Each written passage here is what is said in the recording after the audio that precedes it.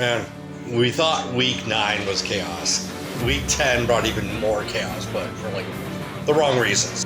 We'll first start out with the last game of the week, which is in my memory. Alex beat the Lions 33-16 without Vernon Adams Jr. And actually, the Alex did it without Trey Ford for the most part. A little bit on that. This has been a growing concern if you're a BC Lions fan. The fact that they've lost 3 straight games, but 3 straight games to teams that were behind them in the rearview mirror as of a couple of weeks ago. The Lions now are at 5-4. The team behind them is 4-5, and the team before them is 3-6. And the team that's behind them just nailed your ass. Now, do I think the Edmonton Elks have actually turned this corner? No, because if you could tell, when McLeod Bethel Thompson took over for Trey Ford after the half, didn't really have a good guide of the offense. In fact, they really had to rely on Javon Link to have success on the ground in order for McLeod Bethel Thompson to be able to have some semblance of what to do with the offense. At this time, without Vernon Adams Jr., Edmonton looks to be in a better team than the BC Lions, but I still have questions about that offense, which got ran over when they did want to run the ball, and I'm referring to the BC Lions. The fact they don't do that as much means that they're really going to falter in the fall. The day before that, the Alouettes defeated the Tiger Cats 33-23, and I think most notably because everybody saw this coming. In fact, it was almost the same exact score from the week before between these two teams. But the big news out of everything is the fact that Bo Levi Mitchell was benched after that interception.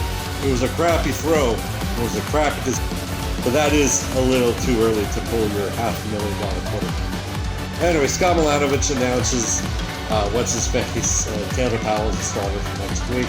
And likely, depending on how he goes, we may have seen the end of Bo Levi Mitchell. The game before that, the Argonauts defeated the Calgary Stampeders 39-25, but it was actually not that exciting. These two defenses balled out. Toronto's was just that much better by getting the picks.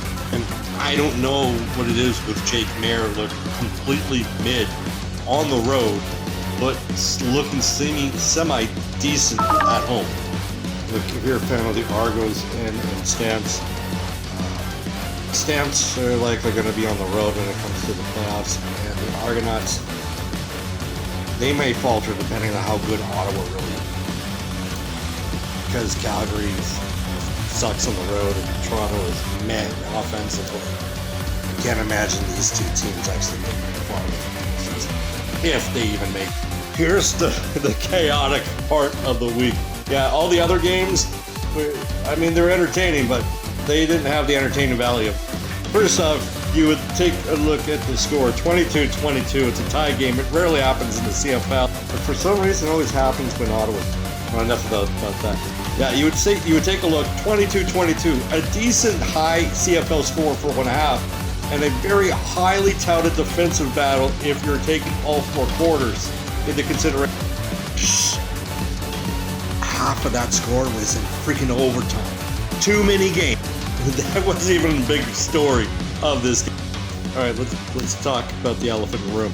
CFL's command center. Now, interpretation for the officials, for the rules, is one. I know being an official is hard. You don't get the benefit of instant replay. You really don't. But these officials have experienced it. I can never. So they should be better. And if they should be better, the people reviewing their penalties or lack thereof should be better. All right, there are a lot of you don't know what I'm actually talking about. And to be honest, like I said, this game really wasn't on the official. It was on the CFL command.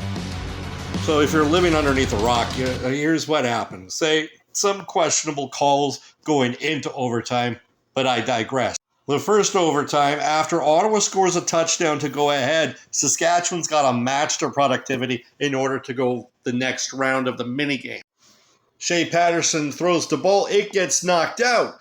You think that Ottawa, no penalty on the flag or no flag on the... But Corey Mace, the coach of the Rough Riders, has a challenge left, so he uses it, and he challenges pass interference.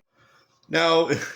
my recollection is a little bit hazy, but 3 weeks ago, this same exact play that was challenged was not overturned. It was upheld. Winnipeg versus Toronto. So imagine my surprise when it gets overturned and it's PI. Next play, Rough Riders actually get the touchdown to tie it to get to the next mini game.